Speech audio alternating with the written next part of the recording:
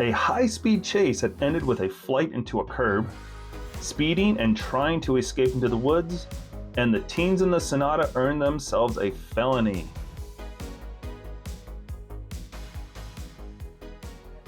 On January 24, 2024, dispatch advised that the Roland Police Department was in pursuit of a blue 2021 Nissan Kick on Interstate 40 eastbound entering Arkansas. Roland Police Department requested assistance once they crossed the Oklahoma-Arkansas state line. Crossover, still eastbound, traffic is getting a little heavier. Right behind it. One of you by the 10. 10 towards the 10. I caught up with the pursuit at the 11-mile marker and immediately took over the pursuit as the primary unit. Trooper Phelps remained as a secondary unit. I observed the fleeing vehicle traveling with no lights on. The fleeing vehicle passed a vehicle on the left shoulder and continued traveling eastbound at a high rate of speed. The fleeing vehicle then passed traffic on the right shoulder and almost collided with an 18-wheeler. Speed at about 115. Passing 13, speed 115.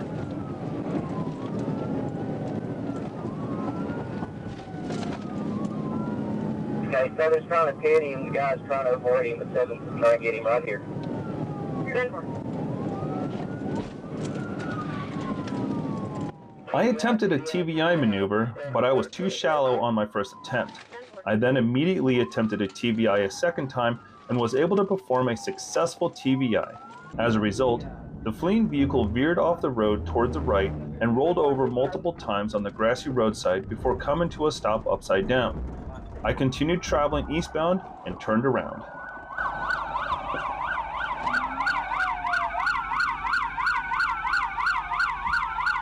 Trooper Phelps and Corporal Bowman conducted a felony takedown.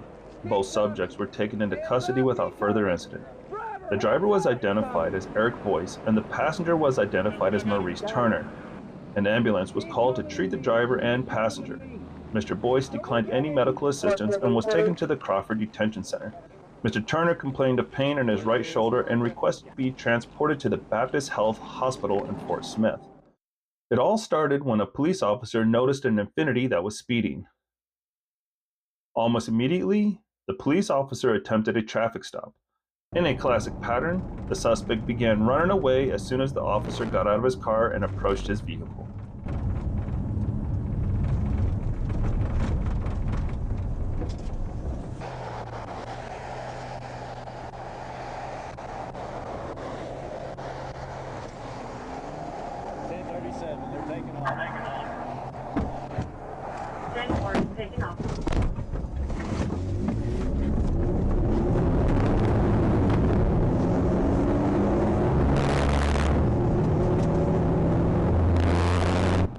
I really liked how the officer didn't even try to rush to the car. He must have realized immediately that no one was going to run away.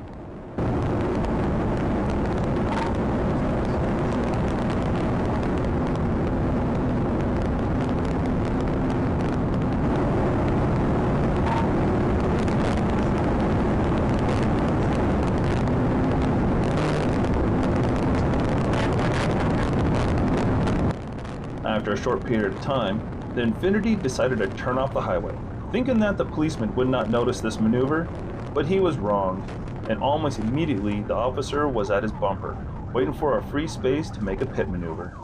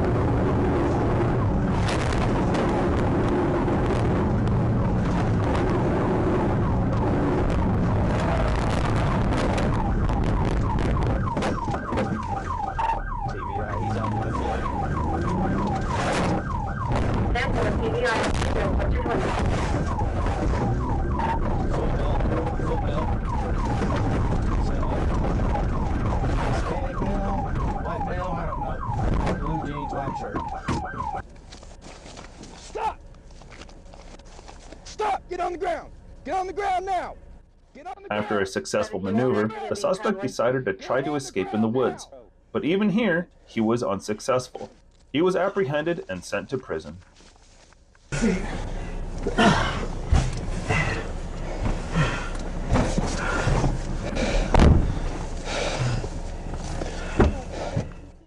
On July 27, 2023, at approximately 11:30 p.m., I, Trooper Robert Neese, was sitting stationary on the right shoulder of the road on Highway 65 north of Clinton, Arkansas.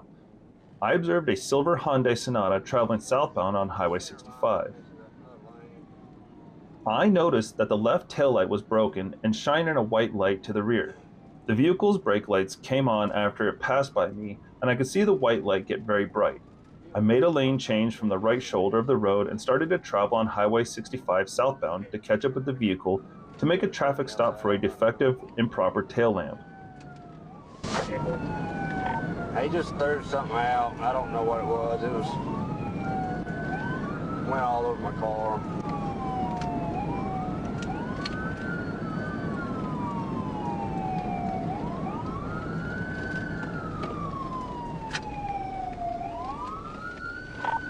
I observed an object being thrown from the vehicle sunroof and struck the front portion of my patrol unit.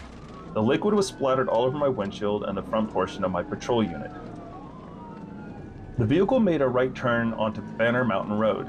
The vehicle began to drive very recklessly, crossing the center line, driving in the opposite lane around curves and reaching speeds in the upper 80s in some straight stretches.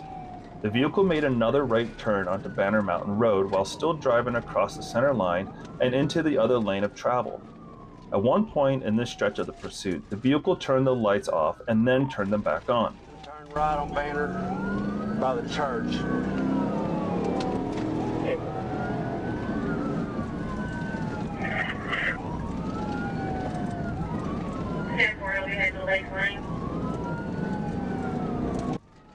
After turning onto Highway 330, and due to the disregard for human life by the driver of the fleeing vehicle, I decided to try and utilize a TVI and end the pursuit. As I tried to get up next to the vehicle, the driver of the vehicle began to counteract. It would not let me get too close.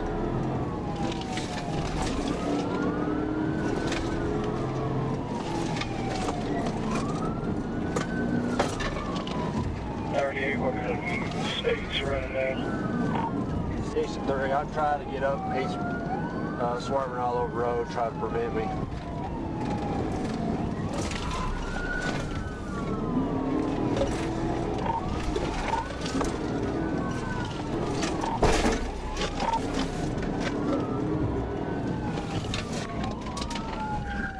Where you at?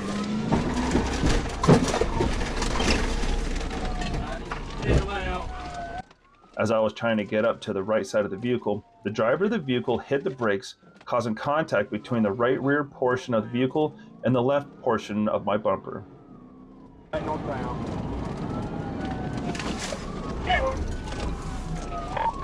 Over here at the grocery store in Shirley.